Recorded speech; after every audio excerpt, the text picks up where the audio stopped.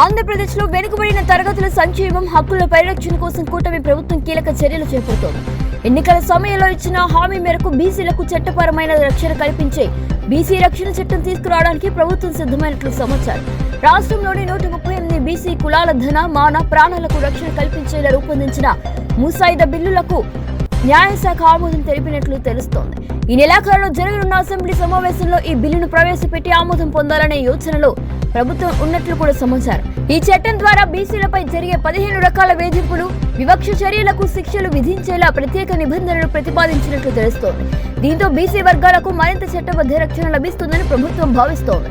Bill అసెంబ్లీలో ఆమోదం పొందిన అనంతరం దానిని కేంద్ర ప్రభుత్వం మరియు జాతీయ వెనుకబడిన తరగతుల కమిషన్ కు పంపేందుకు రాష్ట్ర ప్రభుత్వం ఏర్పాట్లు చేస్తున్నట్లు సమాచారం.